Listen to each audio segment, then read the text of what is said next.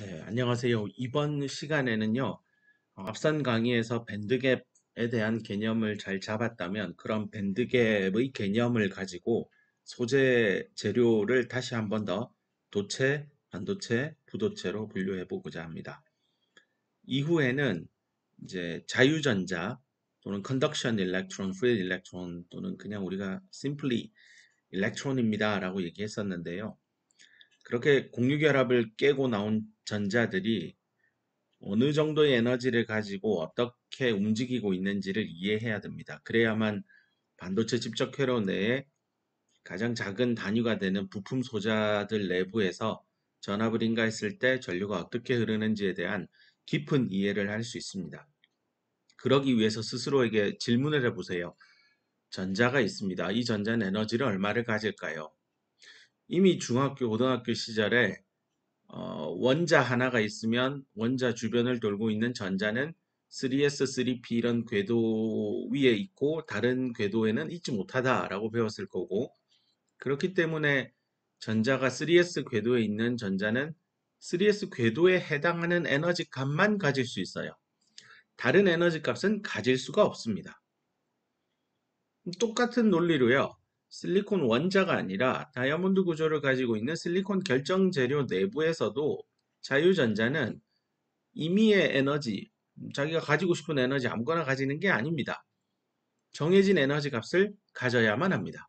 그럼 그 정해진 에너지 값을 가진다라는 의미는 빗대어 설명을 하면 마치 야구 경기장이나 축구 경기장에 가면 좌석에 좌석 그 표를 받아서 들어가잖아요. 그 의자에 앉는다는 의미는 보통 이제 밑에서부터 위로 올라가면서 의자들이 설계가 되어 있으니까요. 위치 에너지라고 한다면 뭐 저기 투수나 포수가 잘 보이는 가장 하단부의 저층에 굉장히 그 플레이그라운드 근처에 있는 비싼 좌석들은 에너지가 상대적으로 낮겠죠. 위치 에너지가요. 하지만 저 꼭대기 위층에 있는 좌석들은 가격이 싸면서 또 그 위치 에너지는 굉장히 높은 에너지에 해당이 될 겁니다. 이때 사람들이 이제 그 의자에 앉게 될 텐데요. 사람을 전자라고 생각한다면 사람이 앉을 수 있는 위치 에너지 값, 즉 의자 위치는 정해져 있습니다. 경기장을 지을 때부터 정해진 거죠. 똑같습니다. 실리콘 원자 하나하나를 모아서 다이아몬드 구조를 만든 다음에 결정 재료로 만들었어요. 이 결정 재료가 만들어내는 의자 배치도, 즉 자유전자가 가질 수 있는 에너지 값들, 에너지 스테이트들은 다 정해져 있습니다. 자, 그렇다면 우리가 모를 뿐 그 계산 다 할 수 있고요. 모르는데 그 결과만 우리는 기억할 겁니다. density of states라고 되어 있는데요. 에너지 스테이트들의 밀도입니다. 밀도라는 뜻은 단위 에너지당, 단위 부피당 몇 개의 에너지 스테이트가 있어서 거기에 전자가 몇 개 들어갈 수 있느냐에 대한 개념입니다.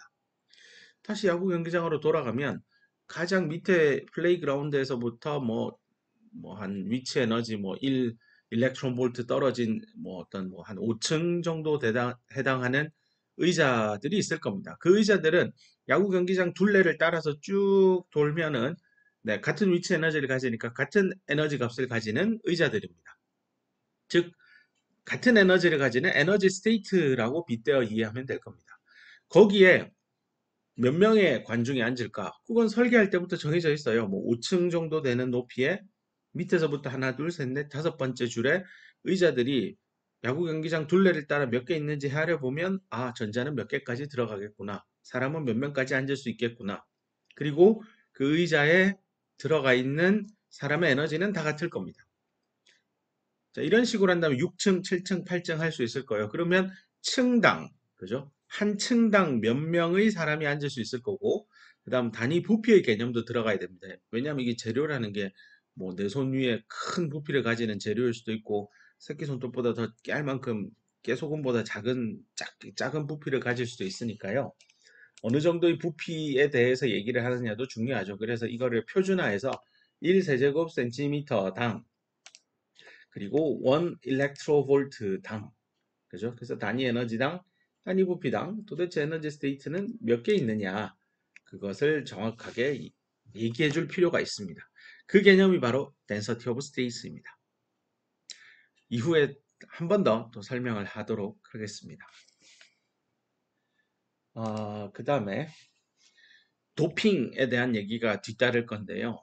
도핑은 사실 앞서도 잠깐 설명을 했지만요. 실리콘 원자 이외의 원자들은 전부 다 실리콘 입장에서는 불순물입니다. 불순물을 영어로 impurity 스펠링을 쓰면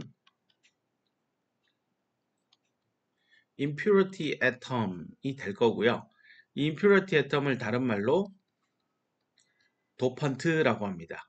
그리고 이런 도펀트를 실리콘 결정 재료에 넣어주는 그 과정을 도핑하고 있다라고 합니다. 원래 동사의 원래 형태가 돕이라고 하는 단어가 있는데요. 거기다 ing를 붙인 겁니다.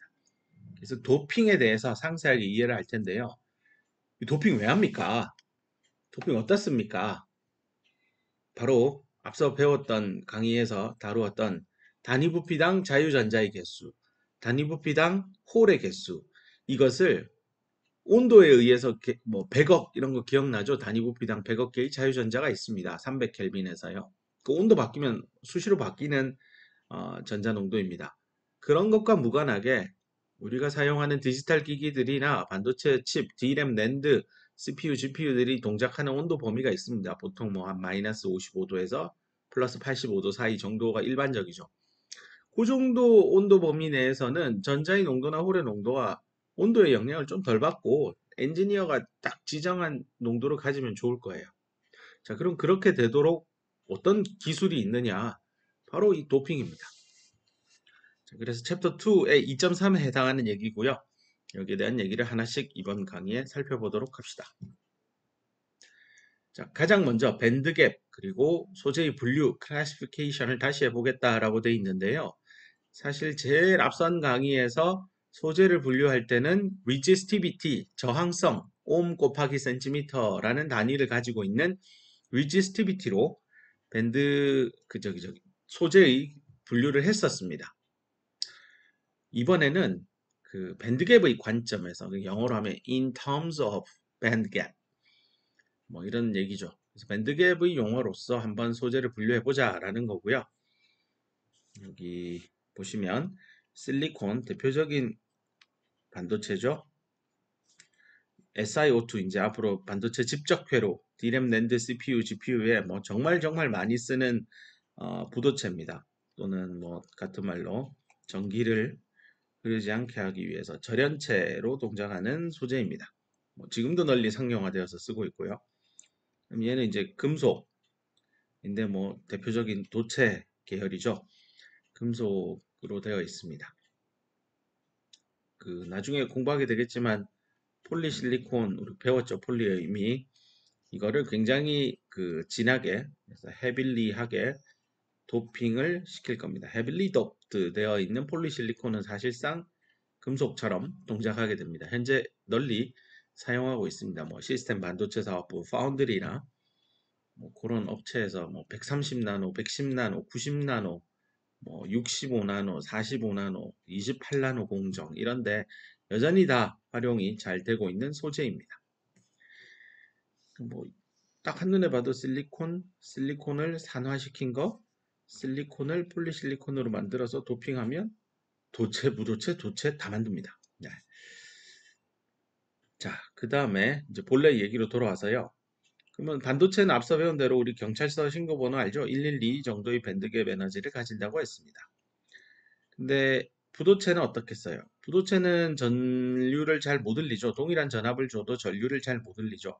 동일한 전압을 줬는데 전류를 거의 잘 못 흘린다는 거는 저항이 되게 큰 거예요. 저항이 되게 크다라는 거는 전류를 흘릴 수 있는 입자, 캐리어, 즉 전자나 홀이 별로 없다는 겁니다. 이 개수가 별로 없는 거죠. 전자나 홀이 애시당초 별로 없다는 이유는요. 이 전자는 당연히 자유전자겠죠.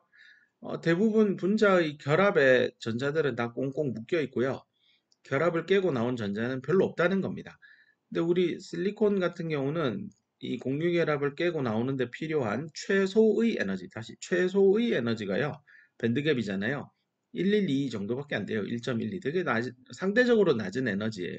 그 정도 에너지만 받으면 충분히 공유결합을 깨고 튀어나오고 300켈빈에서 이렇게 튀어나온 전자의 농도, 도핑 안에서 인트린직 약 100억 개 정도 단위 부피당 생성된다라고 했습니다. 물론 뭐 이 실리콘 원자의 어타믹 덴서티를 다시 떠올려 보면 어타믹 덴서티는 5 곱하기 10의 22승 퍼 세제곱센티미터니까 생각해보면 5 곱하기 10의 22승계의 실리콘 원자들이 1 세제곱센티미터 안에 박혀 있는데 그 중에 고작 10의 10승계 정도의 전자만 튀어나오니 이게 실리콘 원자인데 사실 원자 하나당 4개의 전자가 있으니까 따지고 보면 2 곱하기 10의 23승계의 전자가 1 큐빅 센티미터 안에 들어있는데 그 중에 고작 100억이니까 뭐 비율로 따져보면 2 곱하기 10의 13승 중에 한 개만 결합을 깨고 나오는 정도예요. 되게 작은 숫자예요. 어쨌건 이 깨는데 최소의 에너지는 112 일렉트론 볼트가 필요해서 1.12. 근데 SiO2 같은 경우는요, 부도체고 절연체니까 동일하게 전압을 걸어도 전류가 별로 안 흘러야 된다니까 저항이 큰 거고 저항이 크려면 전류를 흘려주는 실제 주인공인 모바일 하면서 전하를 띠고 있는 입자, 다시 말해서 일렉트론, 프리 일렉트론이랑 홀이 있어야 되겠죠. 근데 그게 잘 안 만들어지니까 별로 없겠죠? 안 만들어진다고요? 어떻게 하면 안 만들어질까요? 네, 결합에 참여하고 있는 전자들이요. 이렇게 자유전자가 되려면 최소한 밴드갭 에너지보다는 더 큰 에너지를 받아야만 이렇게 자유전자가 될 겁니다. 근데 밴드갭 에너지가 크면 동일한 300켈빈 온도에서 이 정도의 에너지를 받아들이는 전자가 거의 없겠죠. 그래서 대부분 다 결합에 참여하고 있어서 즉 밸런스 밴드 안을 에 있는 에너지 스테이트들이 있죠. 즉 낮은 에너지 스테이트에 전자들이 가득히 채워져 있을 겁니다. 상대적으로 컨덕션 밴드에 있는 높은 에너지 값을 나타내는 에너지 스테이트는 여기에는 전자가 거의 없을 겁니다. 그래서 자유전자가 별로 없으니까 저항이 커서 동일하게 전압을 인가하면 전류는 거의 안 흐르는 절연체 부도체로 동작할 겁니다. 그래서 정리하면 밴드갭이라는 개념을 가지고 충분히 도체다, 부도체다, 반도체다 이런 얘기를 할 수 있을 겁니다. 자, 이번엔 도체. 도체도 밴드갭을 한번 설명해 봅시다. 도체는 전류를 잘 흘리죠. 전압을 주면 전류가 무지하게 잘 흐르는 재료입니다. 그 말인즉슨 저항이 굉장히 낮다. 저항이 낮다는 것은 전자나 홀들이 굉장히 많다는 겁니다. 물론 전류를 흘리는 전자나 홀들이 많다는 것은 전자만 놓고 설명을 한다면 컨덕션 밴드 내부의 이렇게 에너지 스테이트에 여기에 전자들이 많아야 됩니다. 밸런스 밴드에 있을 필요가 없습니다. 거기 전자는 어차피 결합에 참여한 전자는 있고 결합에 참여한 전자는 에너지가 낮은 상태이니까 이미 밸런스 밴드는 뭐 이 밸런스 밴드 내부의 전자 자체는 별 의미가 없습니다. 근데 도체는 전자가 많은 재료겠죠. 금속 같은 경우 저기 재료공학 책들을 보면 이렇게 설명합니다. Sea of electrons. 네, 전자의 바다다. 뭐 이런 얘기까지 합니다. 바다라는 게 얼마나 넓고 광활합니까? 그래서 전자가 무궁무진하게 많다라는 뜻이고요. 그 말인즉슨 엄밀히 말하면 컨덕션 밴드 내부에 여기서부터 여기까지가 컨덕션 밴드 끝과 끝입니다. 이거 밴드갭 아니에요. 헷갈리지 마세요. 네, EB가 왜 없는지는 좀 이따 설명을 할게요. EV 어디 갔습니까? 네, 좀 이따 놔두고요. 컨덕션 밴드 밑에서부터 위에까지인데요. 실리콘도 그려본다면 여기가 있으면 컨덕션 밴드의 탑이 있겠죠. 그래서 요만큼의 에너지 스테이트가 있겠죠. 거기에 이제 이렇게 자유전자들이 한둘씩 올라가서 요놈들이 자유전자 역할을 할 겁니다. 메탈도 컨덕션 밴드가 있고 컨덕션 밴드에 가장 높은 에너지 단이 있을 텐데 메탈 같은 경우는요 이렇게 반도체처럼 이렇게 전자 몇 개가 이렇게 뭐 거의 아까 말한 몇 개의 개념은 2 곱하기 10의 13승 중 한 개 올라가는 정도의 비율로 그냥 이렇게 있는 그렇지만 개수는 많죠. 한 100억 개 요런 정도의 분포가 아니라요 도체는 이미 컨덕션 밴드가 여기서부터 여기까지면 에너지 스테이트가 이렇게 줄 서 있을 텐데요. 거의 한 절반 정도, 뭐꼭 절반 아닙니다. 일부 컨덕션 밴드가 전자로 이미 가득 채워져 있는 겁니다. 그래서 part of the conduction band in metal has been filled with electrons입니다. 그래서 이미 이만큼 채워져 있기 때문에 자유전자가 무궁무진하게 많다라는 얘기입니다. 그러면 밸런스 밴드는 어디 갔어요? 인데요. 네, 밸런스 밴드 이미 꽉 차 있을 겁니다. 근데 밸런스 밴드 그림을 안 그렸잖아요. 왜 안 그렸냐면 이 원래는 밸런스 밴드라는 게 이렇게 밑에 존재할 거고 그 위에 컨덕션 밴드가 있는데 이 밴드갭 에너지 자체가요. 메탈은 없습니다. 즉 이걸 다르게 얘기하면 밸런스 밴드하고 컨덕션 밴드를 구분하지 못합니다. 밑에서부터 이미 여기 전자 꽉 채워져 있고요. 이 밴드갭이 0이에요. 0. 그러니까 없는 거예요. 이렇게 컨덕션 밴드까지 채워져 있습니다. 그래서 경우에 따라 다른 책들을 보면 아예 밸런스 밴드가 뭐 있이랑 뭐 격전돼 있다는 표현을 하는데 이건 사실 엄밀히 말하면 말이 안 되고요. 그냥 에너지 스테이트가 거의 이렇게 밴드갭이 없는 소재다 이렇게 이해하면 되는 쭉 존재합니다. 쭉 존재하는데 밑에서부터 낮은 에너지부터 이렇게 전자들이 쭉 워낙 많아서 다 채워서 여기까지 채우는데 채우고 난 끝이 컨덕션 밴드 위에서 끝이 나는 거죠. 그래서 자유전자의 개수가 상당히 많은 그런 소재가 됩니다. 됐죠? 그래서 여기 정리가 되어 있습니다. 인슐레이터, 세미컨덕터, 메탈 이런 것들은 밴드갭이 부도체는 큽니다. 반도체는 상대적으로 작습니다. 보통 1에서 1좀 안 되죠. 하여튼 0보다는 크고 한 3.5 뭐 요 정도까지 반도체로 봐줍니다. 뭐 이 정확한 값은 아닙니다. 이거보다 더 커도 반도체처럼 만들 수도 있습니다. 물론 실리콘은 112, 저 정도는 상식으로 꼭 외워주길 바라고요.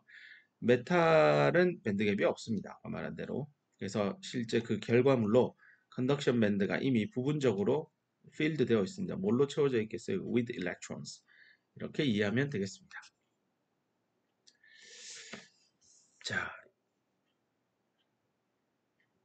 자, 이번에는요.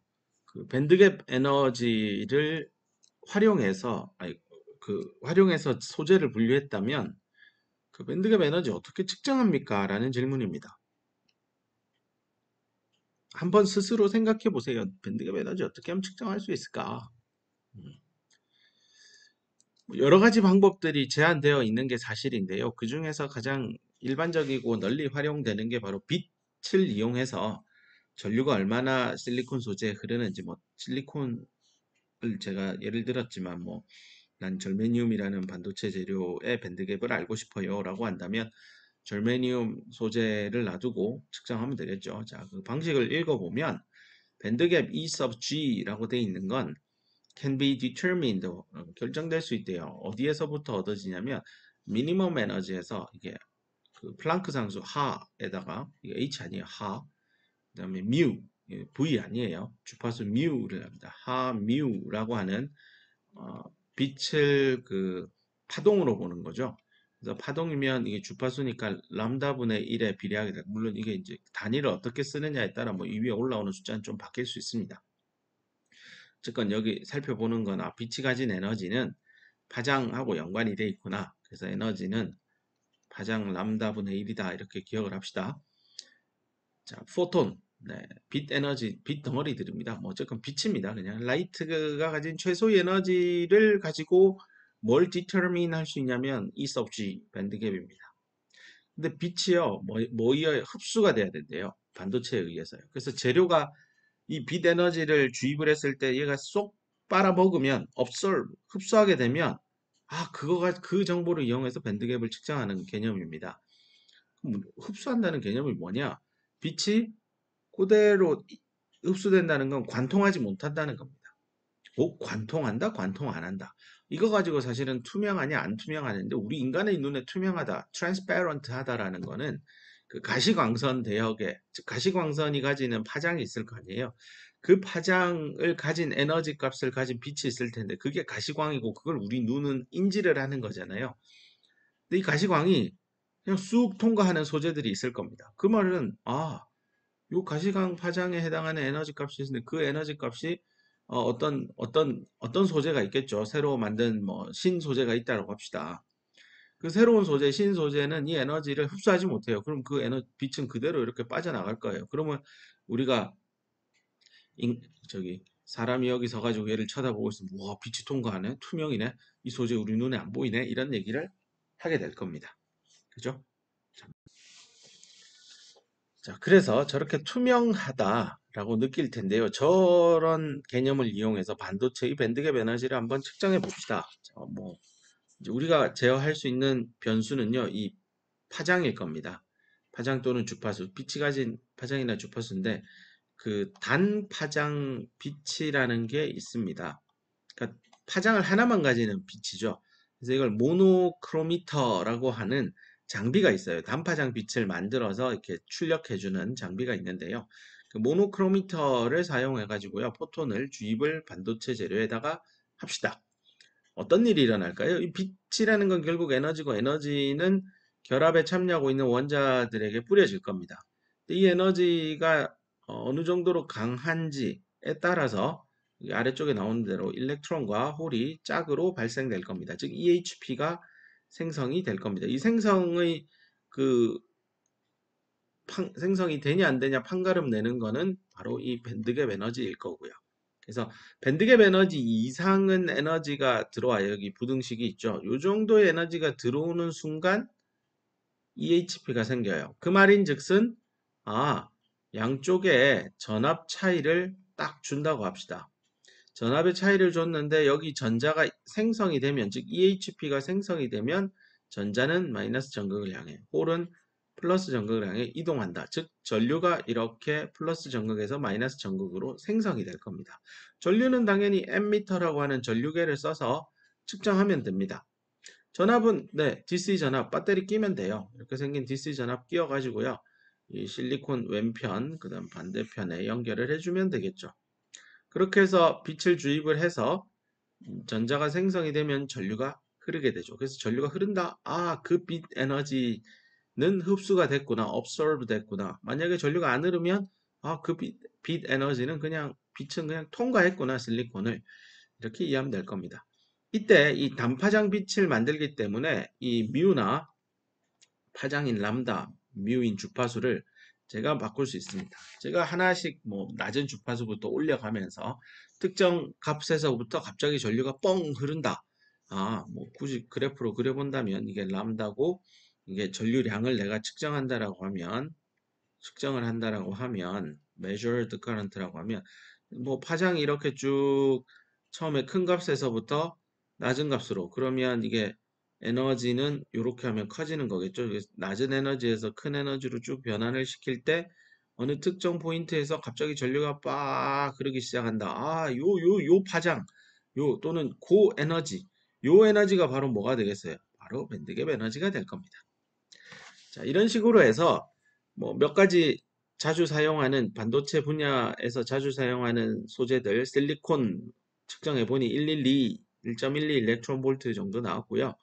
germanium과 같은 이것도 요즘에 많이 씁니다. 게르마늄, germanium이라는 실리콘 소재도 0.67 거의 실리콘의 약 절반 정도 66, 67 뭐 이 정도 나옵니다. 갈륨 알세나이드는 3,5 컴파운드 세미컨덕터고 초고속 소자 이런 데 많이 사용이 되고 있죠. 스피드를 굉장히 필요로 하는 고주파 대역대에서 라디오 프리퀀시 RF 대역대에서 활용하는 칩들은 저런 거 많이 씁니다. 어쨌건 저 녀석은 밴드갭이 1.42 일렉트론 볼트 정도 나옵니다. 자, 그래서 밴드갭 에너지를 측정하는 하나의 예를 들어서 설명드렸습니다. 자, 이번에는 얘기를 바꾸어서 아까 앞서 인트로덕션 때 잠깐 설명했습니다. density of states가 뭔지에 대해서요. 네. 이미 설명을 한번 해서 이제 대충 감은 잡았겠지만 뭐 야구 경기장을 생각하면 됩니다. 야구 경기장에 관중들이 앉아 있는 의자 배치도 그것이 바로 여기 있는 density of state입니다. 의자가 어떻게 깔려 있느냐에 따라 관중이 몇 명 들어가는지가 결정되겠죠. 결정질의 실리콘 소재도 마찬가지입니다. 전자가 실리콘 재료 안에 엄청나게 많죠. 그 개수가 2 곱하기 4 곱하기 최외각 전자수 4 곱하기 실리콘 원자는 5 곱하기 10의 22승 per cubic centimeter 요 정도 있으니까요. 그 정도 되는 전자 중에 도핑 안 하고 불순물을 넣지 않는 순수한 인트린직한 실리콘 소재의 경우 한 100억 개 정도가 단위 부피당 일렉트론 홀 페어로 생성되어 나와서 컨덕션 밴드에 비어있는 에너지 스테이트를 채우게 될 겁니다.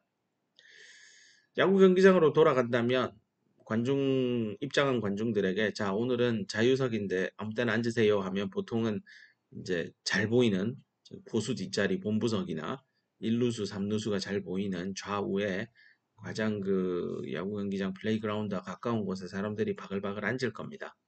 거기 위치 에너지가 낮잖아요. 네, 낮은 에너지에 가득가득 채웁니다. 물론 그 와중에 몇몇의 관중들은 저 위에 높은 에너지 스테이트, 위치 에너지 값을 가지는 의자에 앉기도 합니다. 실리콘 재료도 되게 비슷해요. 대부분의 전자는 공유결합에 참여해서 얌전하게 낮은 에너지 스테이트에 다 들어가 있는데요. 일부 전자, 즉 100억 개 정도 나온다 했죠. 단위 부피당. 이 녀석들은 굉장히 높은 에너지 스테이트까지 올라가서 거기 자리를 채웁니다. 자, 그래서 향후에는요, 우리가 전자의 농도 스몰 n, 그다음에 홀의 농도 스몰 p로 해서 정의를 내렸었는데요. 단위 부피당 몇 개의 전자가 있고 단위 부피당 몇 개의 홀이 있느냐인데요. 그 녀석의 개념을요, 전자의 농도 n, 그다음에 홀의 농도 p 해서 뭐 물론 둘을 곱하면 일정하다는 매스 액션로도 있었죠. 즉은 이 녀석을요, 이번에는 이렇게 쓰고 싶은 거예요. 에너지별로 요 정도 에너지 값을 가지는 전자는 여기에 몇 마리가 여기저기에 X 실리콘 위치에 따라 얼마나 분포하고 있느냐를 보고 싶은 거예요. 그러면 좀 더 높은 에너지 값을 가지는 스테이트에도 전자가 몇 개 있을 거고, 그럼 이 녀석들을 다 더해주면 되겠죠? 더해주면 되는데 에너지별로요. 모든 에너지에 대해서 다 더해주면 될 텐데, 이렇게 표현하기보다 이제 이게 워낙 밀도 있게 디스크리트 하지만 밀도 있게 있으니 적분으로 표현을 한다면 뭐 이런 형태가 될 겁니다. 그래서 이 녀석을 이제 앞으로 알고 싶어요. 에너지에 대한 함수로서 전자의 농도가 몇 개냐, 즉 각 에너지 값별로 전자가 몇 마리씩 여기에 다 있는지, 우리 벤 다이어그램의 Y축이 전자의 에너지잖아요. 그래서 Y축 값에 따라서 전자의 농도가, 즉 스몰 n, 전자의 농도가 어느 정도 되는지, 컨센트레이션이 어느 정도 되는지 알고 싶은 거죠. 저 작업을 하기 위해서 가장 먼저 밑 작업을 해야 되는 게 전자가 들어갈 수 있는 자리가 어떻게 있는지부터 명확하게 알아야 될 겁니다. 그 작업으로 density of state를 공부하고자 합니다. 자, 먼저 density of state는요, 아까 앞서 설명한 대로 의자 배치도입니다. 야구 경기장의 의자 배치도처럼 그 실리콘 결정 재료 안에도 전자가 들어가서 앉을 수 있는 그 에너지 스테이트들은 다 정해져 있습니다. 물론 저것을 다 계산하기 위해서는 양자역학에 대한 어마무시한 지식이 필요한데 본 수업에서는 그 정도의 어마무시한 지식을 다루지는 않을 겁니다. 다루지는 않겠지만 결과만 받아들이고 이해해 보도록 합시다. 자, 여기 오른쪽을 보면, 오른쪽 그래프를 보면요, 이 밴드 다이어그램의 모양, 여기 두 개 평행선 있죠? 요거랑 같은 Y축을 지금 이렇게 그려뒀습니다. 똑같은 Y축이고요. 이쪽을 뭐 예컨대 0 일렉트론 볼트라 잡거나 그냥 대충 0이라 잡읍시다. 이거 정하기 나름이니까 에너지라는 개념은 뭐 내가 0을 어디로 두느냐 내가 정하면 되니까요. 걔를 기준으로 했을 때 이 정도 에너지가 컨덕션 밴드의 가장 하단부인 컨덕션 밴드 엣지죠. E sub C가 될 거고요. 요 에너지 값은 이제 밸런스 밴드의 가장 높은 에너지 스테이트 E sub V가 될 겁니다. 즉은 아까 말한 대로 요런 전자들 있죠. 여기 동그라미처럼 요런 놈들이 앉는 에너지 스테이트가 요 정도 라인이면 걔는 컨덕션 밴드보다 뭐 얼마 정도 뭐 예컨대 0.02 일렉트론 볼트만큼 떨어진 곳이라 합시다. 그 정도 떨어진 0.02 일렉트론 볼트만큼 요만큼 차이를 준 거예요. 그 정도 되는 데에서 그러면 전자가 들어가서 앉을 수 있는 스테이트 덴서티는 몇 개 정도 있느냐 개념을 이제 수치화한 겁니다. 그래서 컨덕션 밴드 C라 쓰고요. 컨덕션 밴드 안에 각 에너지에 대한 함수로서 각 에너지별로 얼마의 스테이트가 밀도 있게 있느냐에 대한 값을 수치화한 겁니다. 해봤더니 이런 형태의 그 데이터가 나옵니다. 이쪽 축이 G of E입니다. 그래서 당연히 이 정도 에너지 값에는요, 에너지 스테이트가 없습니다. 이 정도 에너지 여기잖아요. 이 정도 에너지 값을 가지는 에너지 스테이트가 있나요? 여기는 밴드 갭이잖아요. 밴드 갭이라는 뜻은 no energy state라는 의미잖아요. 여기는 전자가 들어가서 앉을 수 있는 의자가 없는 거예요. 야구 경기장으로 생각해보면 여기는 A1 블락, 여기는 B1 블락, 블락과 블락 사이에는 복도에 사람이 여기 앉을 수 있는 의자가 있나요? 없죠. 네. 사람이 지나다닐 수는 있지만 사람이 거기 앉아서 야구 경기를 보면 안 됩니다. 네. 똑같습니다. 실리콘 재료에서도 밴드갭, 밴드와 밴드 사이에는 에너지 스테이트가 없습니다. 그 말은 덴서티 오브 스테이트도 밀도가 없는 거죠. 없으니까 0이죠. 그래서 여기 EC와 EV 사이에서는 덴서티 오브 스테이트의 값은 0입니다. 근데 EC를 넘어서는 에너지 값, 예컨대 이 정도의 에너지, E1 정도의 에너지 값을 가지면 뭐 대략 이 정도의 밀도를 가지고 분포한다고 합니다. 에너지 스테이트들이. 자, 그래서 density of state의 정의는 앞서 설명한 대로 단위 부피당, 그다음 각 에너지 스테이트 레벨당, 아까 말한 층당입니다. 뭐 5층, 6층, 6층, 7층 이러면 한 층당의 개념입니다. 에너지 스테이트가 몇 개 정도 있느냐의 개념입니다. 근데 여기다가 이제 에너지와 에너지 사이, 요 녀석이랑 요 녀석이면 에너지 사이에 차이가 있잖아요. 요 위도 보면 요거 하나랑 요 사이에 에너지 차이가 있습니다. 이런 에너지 차이를 곱하면은 당연히 이제 단위 부피당 스테이트가 요 에너지 요거랑 요거 사이에 몇 개 정도 있는지를 살펴볼 수 있을 겁니다. 그래서 GE, DE의 개념하고 GE의 개념은 상이합니다. 단위 부피당이냐 아니면 단위 부피, 단위 에너지당이냐 뭐 이렇게 이해하면 되겠습니다. 자, 그래서 density of state를 뭐 열심히 사람들이 양자역학을 이용해서 계산한 결과 요런 형태의 함수식으로 나오는데요. 요런 조건에서 즉 컨덕션 밴드 안에서 density of state는 요 보듯이 에너지가 EC보다는 커야 됩니다. 그래야 루트 안이 양수가 돼서 이게 제대로 된 밀도의 값이 나옵니다. 밀도의 값이 복소수가 나오는 거는 이게 물리적으로 말이 안 되니까요. 그 이외에 들어가 있는 녀석들을 보면 다 그냥 일반적인 물리 상수들입니다. 얘는 유효 질량, effective mass, 전자, n이라서 전자고요. 뭐 파이는 그냥 일반적인 상수고 하바는 그 하를 2파이로 나눈 겁니다. 뭐 어쨌건 물리량을 나타내는 상수일 뿐입니다. 근데 식의 모양을 보면 루트에 E-E죠. E, 여기 E 있는 거. 그래서 결국은 컨덕션 밴드는 비례하기를 E-E예요. 그래서 위에 그림을 보면 EC를 기준으로 이렇게 Y는 루트 X 형태의 함수 모양을 가지고 쭉 증가합니다. 즉, 컨덕션 밴드에서 위로 올라가면 그 density of state 값은 어떤 특정 값에 수렴하게 될 겁니다. 더 이상 밀도 있게 분포하지 않습니다.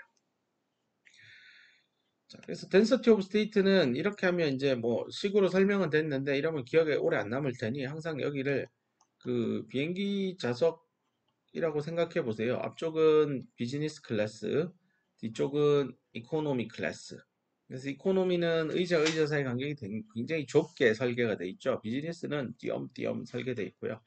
이 컨덕션 밴드나 밸런스 밴드나 그 내부의 에너지 스테이트의 이 밀도를 보면 밴드의 엣지 근처, 밴드 엣지 근처에서는 이렇게 느슨하게, 여기도 느슨하게 전자나 홀들이 들어갈 수 있도록 의자들이 놓여져 있습니다. 즉 에너지 스테이트들이 다소간 에너지 사이의 갭이 어느 정도 상대적으로 큰 에너지 갭을 가지고 이렇게 스테이트들이 발생되어 있는 반면 저기 컨덕션 밴드 윗부분이나 밸런스 밴드 하단부는 그 스테이트와 스테이트 사이의 에너지 차이가 굉장히 작아집니다.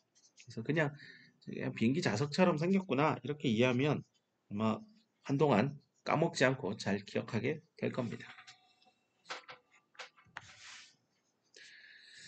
자, 이번에는 살짝 또 얘기를 바꿔서요. 도핑에 대한 얘기를 하고자 합니다. 그러니까 지금 제가 녹화하는 시간이 조금 지나서 여기서 잠깐 끊고 도핑이 무엇인지 한번 정도 불순물을 실리콘 원자에 넣는다? 이거 이렇게 되면 무슨 일이 일어날까? 자, 질문을 전자의 농도, 홀의 농도는 어떻게 바뀔까? 뭐 곰곰이 생각해 보세요. 실리콘 자리에 실리콘이 아닌 소재를 잡아 넣으면 전자나 홀의 개수는 어떻게 바뀔까? 단위 부피당. 무슨 일이 일어날까? 뭐 고민을 해보세요. 힌트는 불순물이 되는 녀석이 3족이냐 5족이냐 몇 쪽에서 오느냐 최각 전자 이런 거하고 연관이 돼 있을 거고 그놈이 들어오면 결국 주변에 있는 5개도 아니고 6개도 아니고 7개도 아닌 딱 4개의 실리콘 원자랑 결합을 해야 된단 말이에요. 왜냐하면 다이아몬드 구조니까요. 전자나올의 농도가 어떻게 바뀔지 한번 고민해보고 다음 강의에서 만나도록 합시다. 수고했습니다.